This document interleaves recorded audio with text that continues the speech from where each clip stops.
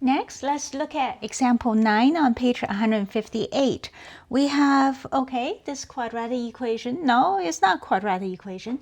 It is the fourth power. However, it is in quadratic form because if you imagine this equation, it looks identical to y if you write it like this. Say 3y squared minus 2y and minus 1 equal to 0.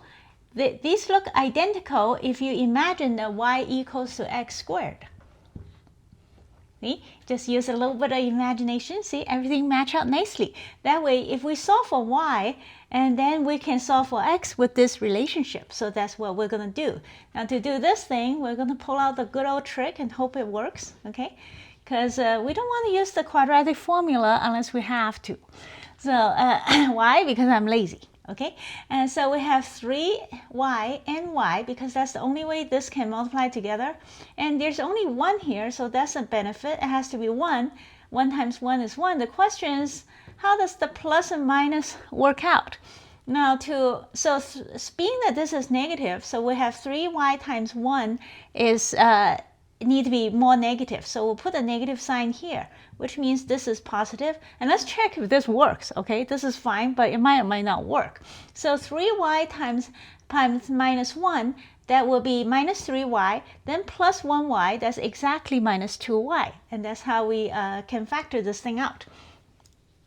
So this works out nicely, convenient, right? So what does that tell us? That tells us 3y plus 1 equal to 0, okay? Because when you have two things multiply equal to 0, at least one of them had better be 0, okay? So this equal to that, which means y equals to, put the 1 to the other side, becomes minus 1. Push, sorry, there shouldn't be an equal sign here.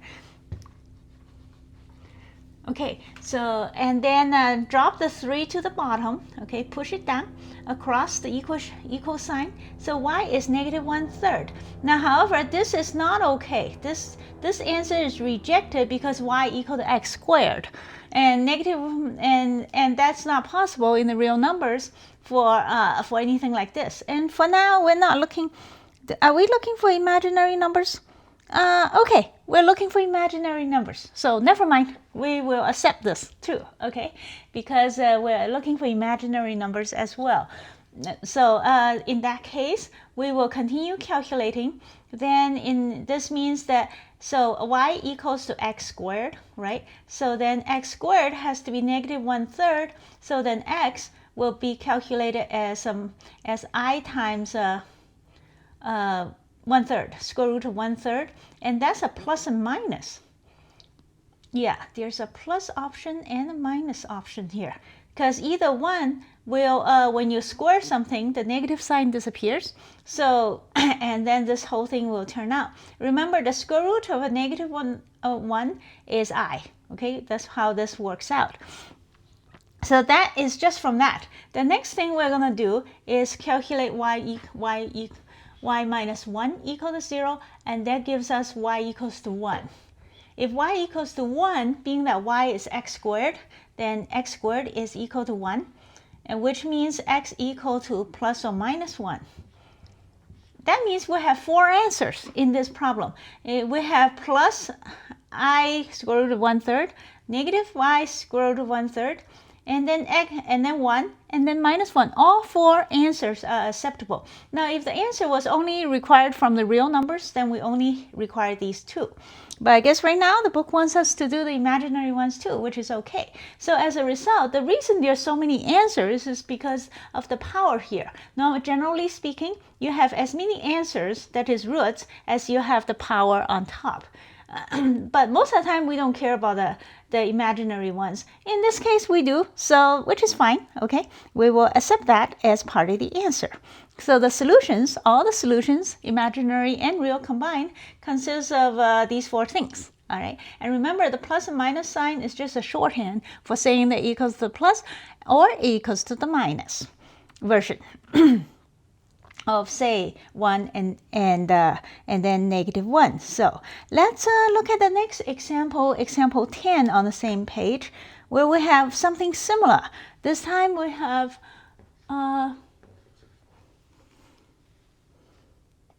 so now we are looking at problem 10, example 10, I mean. So we have x plus 2 squared, and then x plus 2, and so on. As you notice again, that this is similar to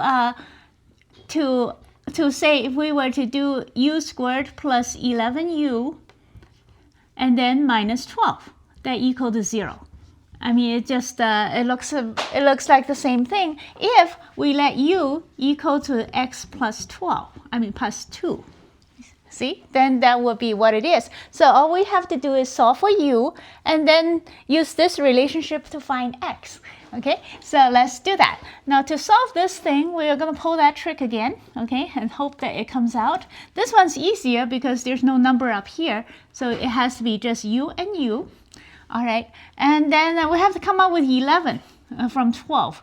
So to come up with 11, it would be 1 and 12, because 12 minus 1 is 11, okay, and that's a plus. So we'll have plus 12, gives us 12u, and then minus 1, minus 1u, that gives us 11u. So that comes out fairly comfortably. Nice and easy. And therefore, then u will be equal, u minus 1 equal to 1, which means u equals to 1, okay, and then x then equal to, let's write down what x is, okay, u is x plus 2, so x is u minus 2. Put the 2 on the other side of the equation. So x equal to u minus 2, which is x equal to u minus 2, and that would be negative 1 because u is 1, right? I think so. And then next, let's see, what am I doing? Okay, and then next we have u plus 12 equal to 0. And similarly, we have then u equal to minus 12. And then, so x equal to u minus 2, so minus 12 minus 2 gives us minus 14. And remember that you can read the sign as minus or negative. They're the same, they're exactly the same. Okay, so minus 14, and then the other answer is negative 1. Yeah, we're good, okay? That's because the problem is fairly easy to do, so there's not as many chances for me to make mistakes. So that's problem 10. Next, let's work on example 11. Okay.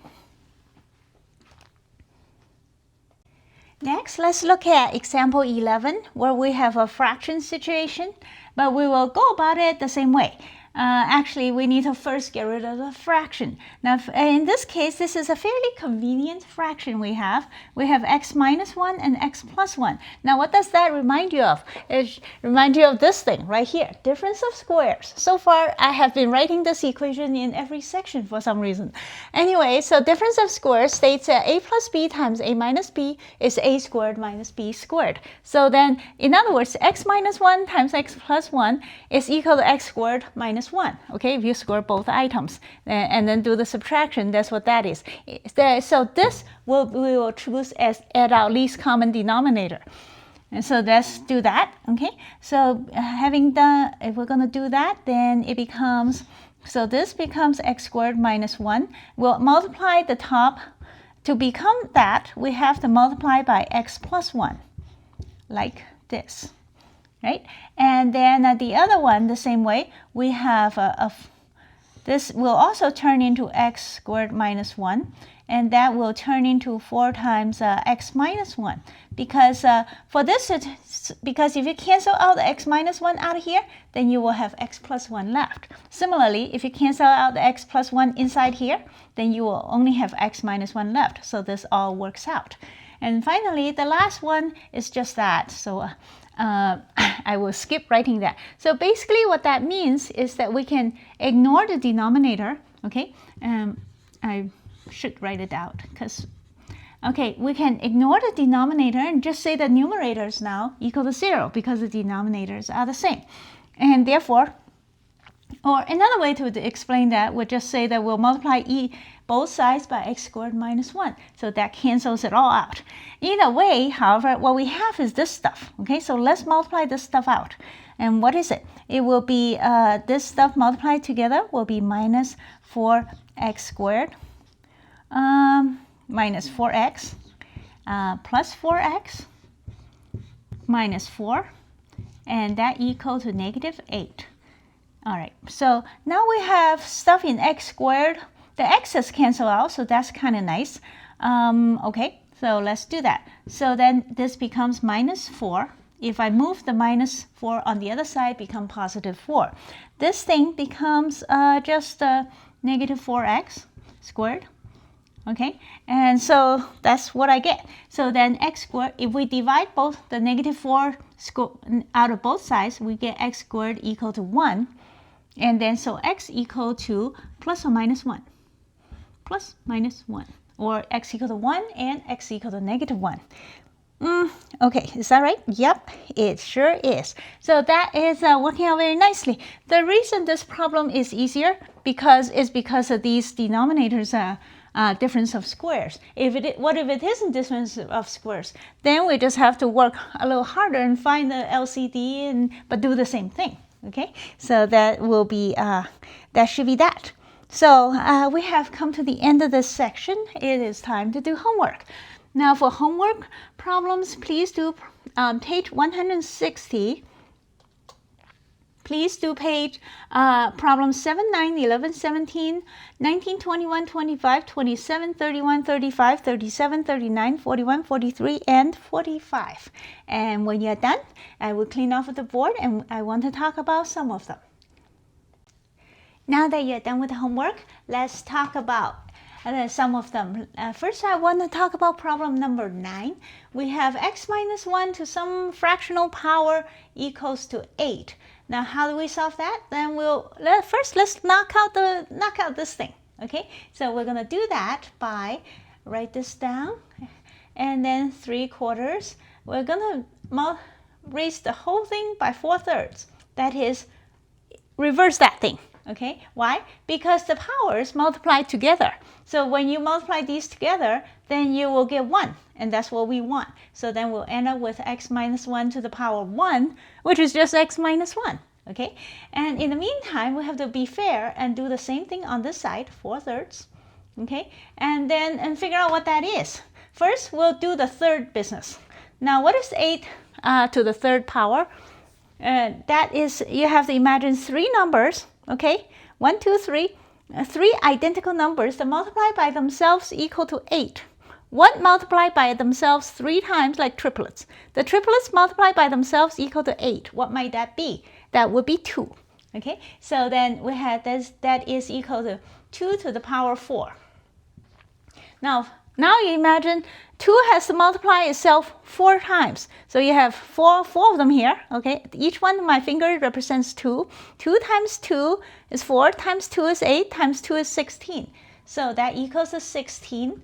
And then, so then x equal to 16 plus 1, right? Move the negative 1 over here. So that's 17. And that should be our answer. Yep, it is correct. So far, so good.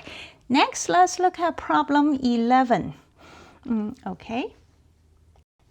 Now, at first, when you look at problem 11, it looks a bit weird. There's the fractional powers, and we haven't really done much of those. But if you look at it more carefully, then you realize that if you pretend that x 1/3 equals to, say, u, let's call this thing u, that would just be u squared. Because, well, when you multiply by 2, okay, that's the same as 2/3, okay, 1/3 times 2. So we will allow, in this case, u equals to x to the power 1/3. And then we are going to solve for u, and once we figure out what u is, we'll be able to solve for x, because x is the cubic root of u. So knowing that, so that's what we're going to do. Let's write that down. So 5u plus 6 equal to 0. Now at this point, we're going to pull out that parentheses trick again and hope that it works. And luckily, u is just doesn't have anything here, so that helps. Okay, so we have u here, and then there is 6. We have to make 6. 2 times 1 times 6 is 6, right? And then becomes 5. So that would be. We can do 1 times 6, but the problem is then 6 minus 1 equal to 5. So then we cannot create a plus situation, okay? Because so that's not going to work if you try that trick. So we have to do 2 and 3. Why? Because 2 times 3 is 6, but we need a negative sign, so they have to be both negative.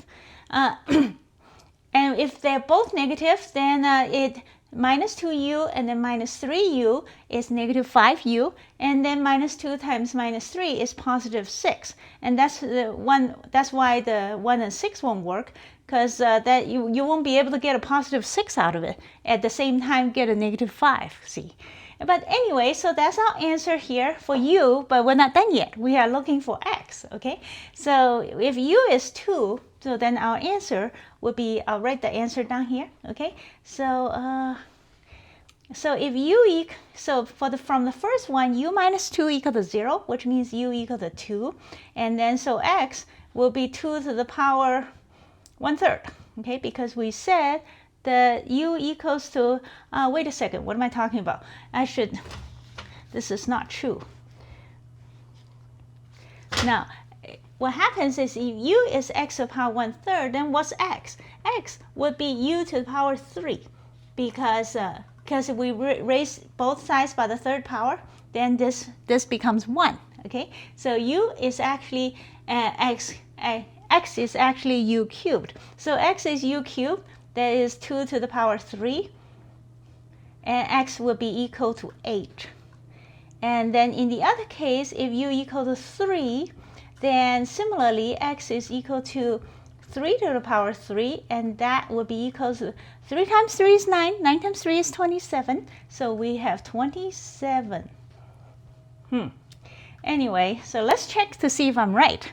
Number 827, that's right. Awesome. Now remember this part, okay? I almost forgot that if u is x to the 1/3, what's x? Well, x is u to the third power, okay?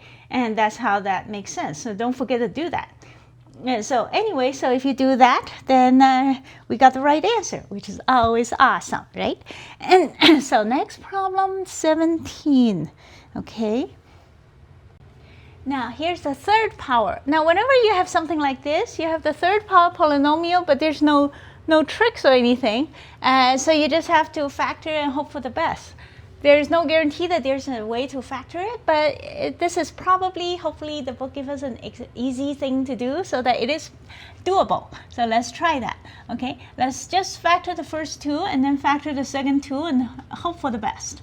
Hope is important. Okay, so the first one will factor out just these two things. Then we have m squared, right?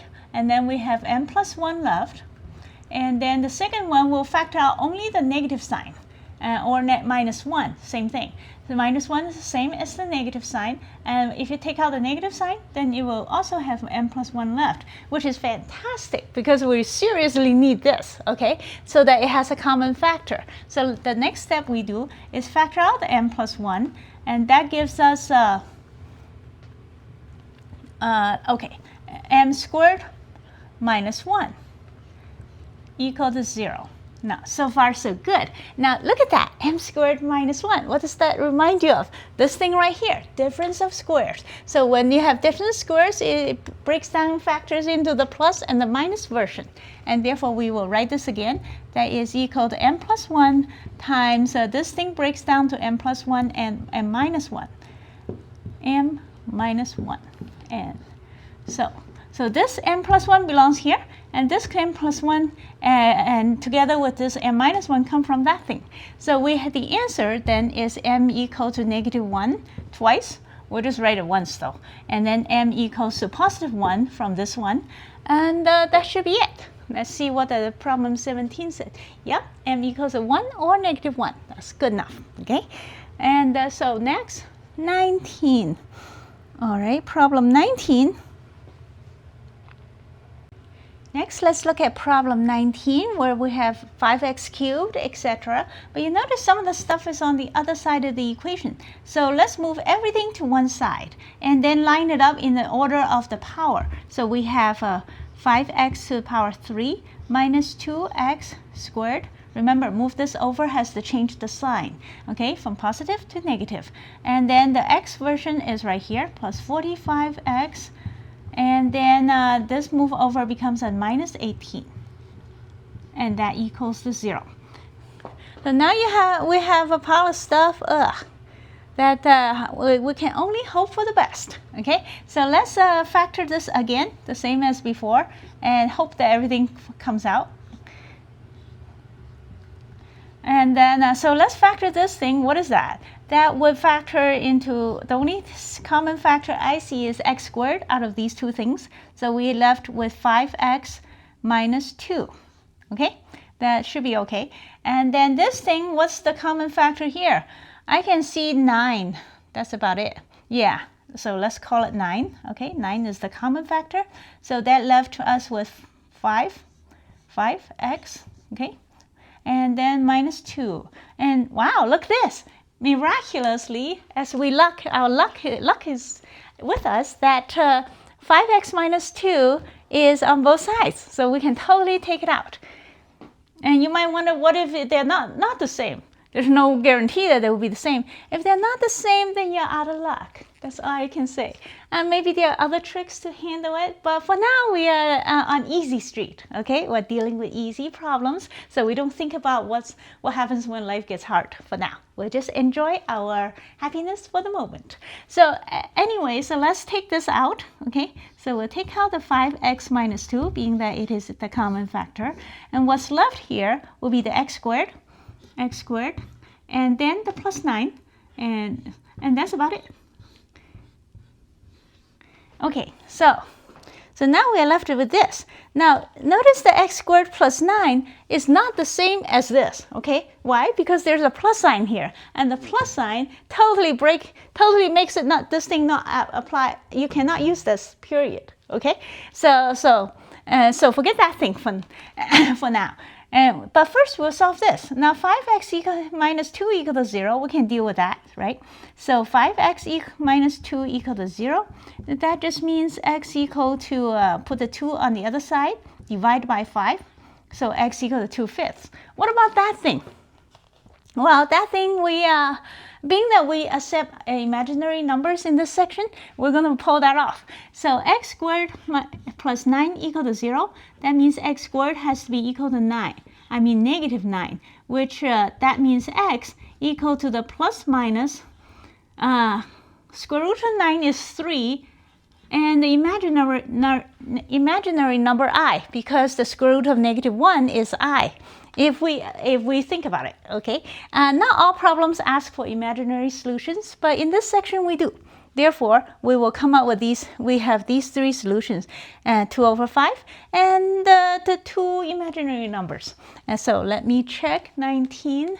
Is that right? Yeah, looks good to me, which is awesome. Now, I should mention that this equation, strictly speaking, does work for that, because if you consider b as 3i, then then it will work out. But nobody does that, okay? So let's just do this way. All right. Now next, let's look at problem 25, where you have a square root equals to x itself. Now, just for the fun of it, let's consider even without looking for 12 minus a number equal to the number itself after you take the square root. What might the number be? How about 3 or something? 12 minus 3 is 9, square root of, so I'm guessing 3, okay? So 12 minus 3 equals to 9, square root of 3 is 3. See? It's one guess, and I got it. But anyway, so now I'm done having fun guessing. Let's actually do this stuff. So to do it, we're going to square both sides, okay? For anything that has square root, the first thing you do is you have to get rid of the square root. So let's square both sides, and that gives us 12 minus x equals to x squared. And then we will write it like this. Okay, move everything to the side where x squared is positive, because I like x squared positive. And so this becomes plus. Do this carefully so that you don't forget to change the sign, which I do a lot, by the way. I always forget stuff. And so then minus 12, but don't do as I do, okay? Do as I say, which is don't forget it. And so that's that. And then we'll do this thing. My marker is acting oddly. anyway, so let's do the factoring. The x has only 1 in front, so we can write that. To create the positive sign, we will have positive 4 times negative 3. And that will be plus 4 minus 3. That gives us the positive 1. And then minus 3 times 4 gives us the negative 12. So then x then equal to 3, as we have already guessed, right? And then x also equal to negative 4. That is probably going to be rejected because we're talking about square root here. Just the square root itself means only the positive square root, okay? If we mean the negative root, we will put a negative sign in front of it. So there is no way the square root is going to be something negative, so this answer is automatically rejected. Reject. And therefore x might equal to 3, our original guess, is the only right answer. So having said that, let me check. 25. Yep, x minus 3 as the only answer there is. Okay, so far so good. So next, let's look at problem 27. We have 2 square roots. And you know what that means. That's going to be a bit of a pain. I might mess up again because whenever a problem is long, I tend to mess up somewhere. And but anyway, we're going to try it anyway. Okay, so let's do this. First, we have to move this square root to the other side. That's the standard trick, okay? Because if you have both square roots on the same side, it gets even more painful. So let's move this to the other side. Yeah, because this is painful enough without it. So let's move it. X plus 7, that's the first square root. And let's move this to the other side, becomes 1 minus x plus 2. And now we have to square both sides. So to square both sides, we'll put these in parentheses. And so that becomes all right, 3x. So the left side stays at 3x plus 7. The right side equals to, let's write down the formula for this kind of thing. So a minus b, if you were to square it, okay, that equals to a squared minus 2ab. Why did I write it like that? AB. My a squared minus 2ab plus b squared. Now, this fact can be easily verified if you just multiply it together. If you don't remember this formula, you just go ahead and multiply that out. Okay, and but anyway, you notice there's ab minus ab and then minus ab again, which is where that comes from.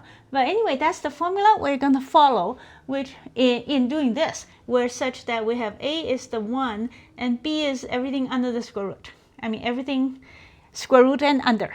Okay, so that equals to a squared, which is 1, minus 2 times a, which is 1, and then b is the square root thing, x plus 2, and then plus b squared, which is just x plus 2. Okay, that's b squared, and then all that comes together. All right, so so there's that, and we're of course still left with 1 square root, because each time you square this thing, you only got rid of 1 square root, so we have to do this thing again. Okay, and which is somewhat painful, but we will do it anyway. So 1 plus 2 is 3, and then 3, and then there is the plus x minus 2 square root of x plus 2. All right, so the next step is we need to move this thing to this side of the equation so that this side has nothing but the square root on it. So I'll write that down, minus 2 square root of x plus 2. And then this side becomes 3x plus 7. All right, write that down. And then the x move over here becomes minus x. 3 minus put over here becomes minus 3. Okay, always change the sign when you move stuff across the equation sign. Okay, so that side, so this side equals to 3x, that's 2x plus 4. All right. And equals to negative 2 square root of x plus 2. All right, and then we are going to square this thing, but being that there's 2, 4, and 2 over here, we'll cancel a 2 out to make life slightly easier for us. So this becomes x plus 2, which will be equal to the negative square root of this stuff. That's slightly better, okay, not a lot, just slightly. Now having said that, then let's square. So this becomes x plus 2 squared.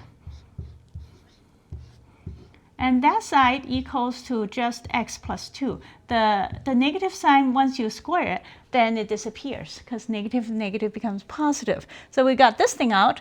And then another equation I want to say is that a plus b squared, the whole thing, okay? Let's draw this like this. Okay, that equals a minus a squared, sorry, plus 2ab plus b squared. In other words, this is exactly the same as that except for the negative sign. It becomes positive because there's nothing negative here, okay? All positive.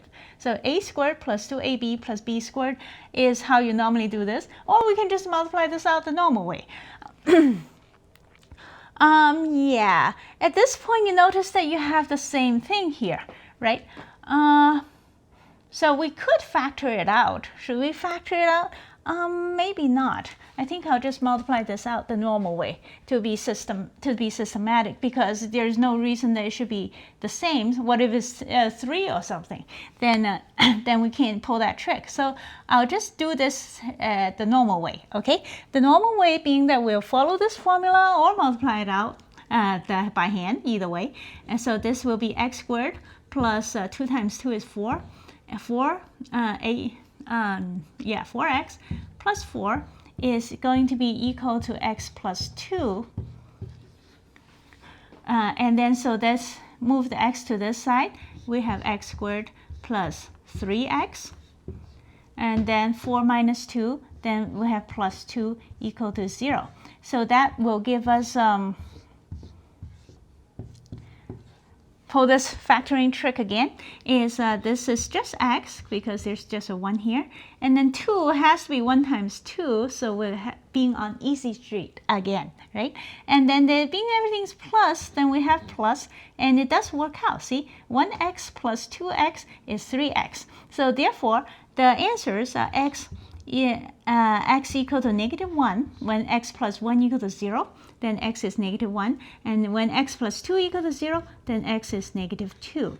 That is okay, but we absolutely must double check to make sure this is actually gonna work, because we have squared something twice, and we might have introduced what's called the fake answers, that is called extraneous, well, something like that, extraneous roots into this thing.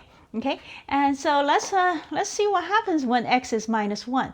If x is -1, plugging it into the original equation, we have -3 plus 4, that's plus 7, that's +4, so that be square root is 2. Okay, and then plus -1, plug it in there, is equal to 1, square root is 1, so that is but it's supposed to be equal to 1, and it doesn't. Therefore, x equal to -1 is not good enough, okay? So we need to get rid of this. This is not good. And so let's try x equal to -2. Now, if x equal to -2, plug into the first square root, that's -6 plus 7, that's +1. And then plug it into the second root, the square root, then -2 plus 2 is 0. So that's just 1 plus 0, and that does equal to 1. And therefore, x minus 2 is the only solution to this thing. Okay, the fact that we found something else is we did it for nothing. Okay, that just came along for the ride and got rejected. So x equal to -2 should be the proper answer to this problem of 27. Let me check. Yep, x equal to -2, the only answer. Next, let's do an absolute value problem. Now, the absolute value of x plus 5 equal to 0. What does that mean? That means two situations. X plus 5, either x plus 5 equal to 0, x plus 5 equal to 0, or the negative value, parentheses, that is like this. Okay, negative, that's too close.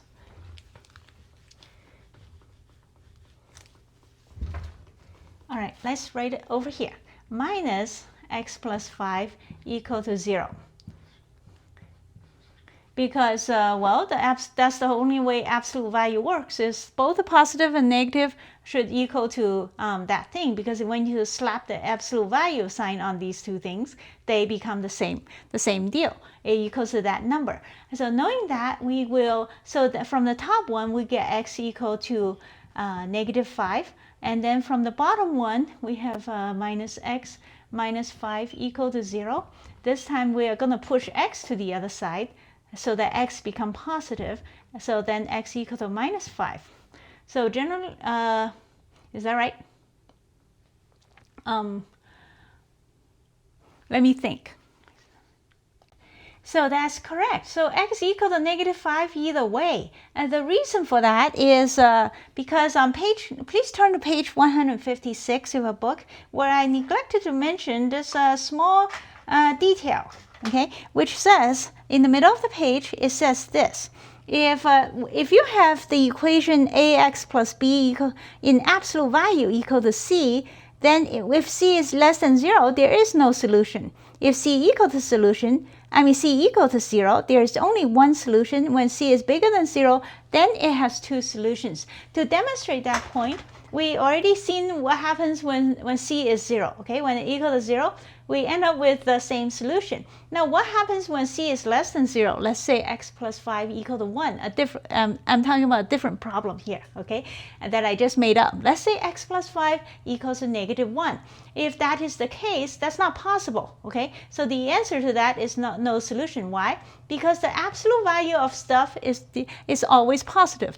You got rid of the negative sign is what it does. So no way it's ever going to be negative. Therefore, the answer is no solution.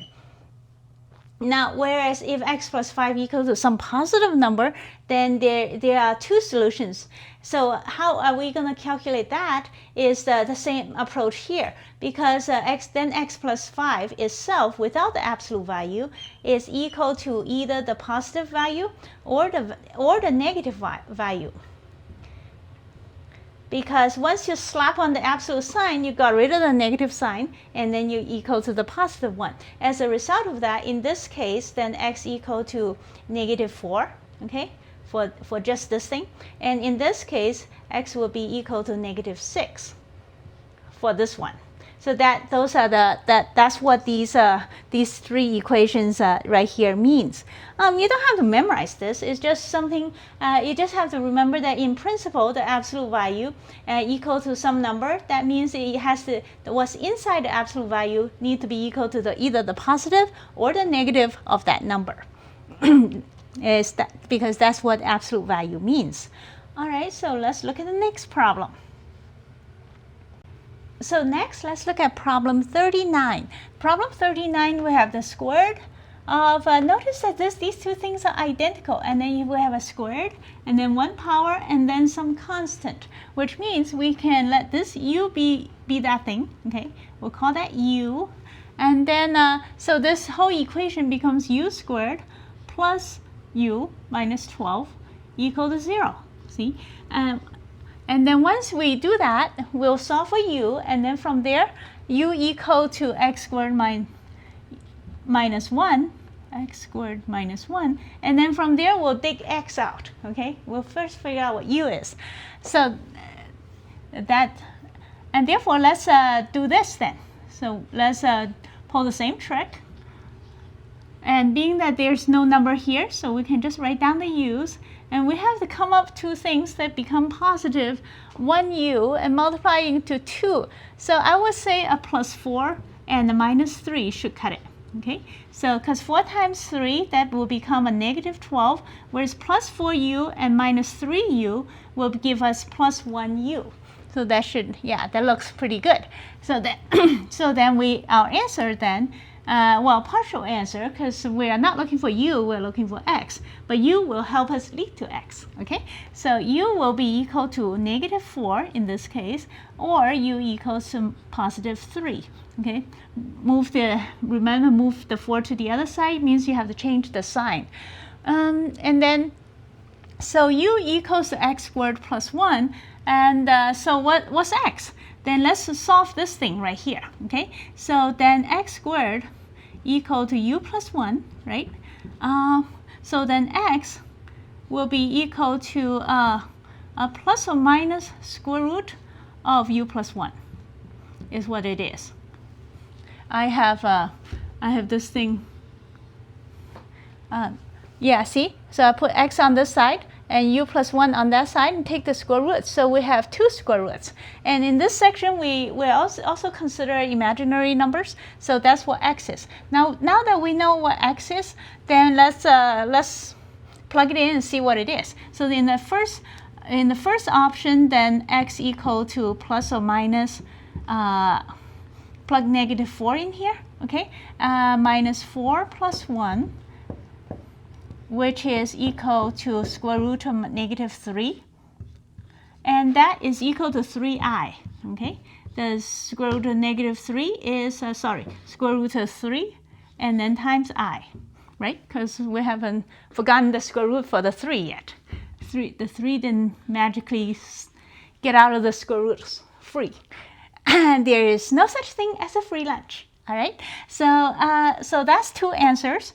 And then next we will have u equal to 3, plug that in. We have x equal to plus or minus square root of, now we put 3 in this position, so 3 plus 1. So that is equal to plus or minus, that's 4, square root of 4 is 2. So as a result, x has 4 answers. And the reason for that is the x cubed, x squared, and then squared again. That gives you x to the power 4. So you will expect 4 answers. That's how generally this stuff works. Although most of the time we don't even care about the imaginary answers, but in this case we do. Okay, so we have have all 4 answers accounted for. Remember, the plus or minus sign just means it equals to that one and the other one, and we write it together because we're lazy. And let's see, what problem is that? 39. Let's check to see if I'm right. It says x equal to 2 and minus 2. So this one, it did not list that one for some reason. Does it say we don't need negative answers or something? Yeah, it does. It says find all real solutions. I didn't read that part, so we don't have to. We're not required to do that. Okay, real solutions only. So this is good enough for this problem. And I did a bit of extra work, which is okay, because most of the time in this section they're still worried about the imaginary stuff. So next, let's consider problem 43. Problem 43 is like, if you think about it, well, if you take x, okay, then you square it, and then you take the square root. Isn't that just x? So this is true for all numbers, right?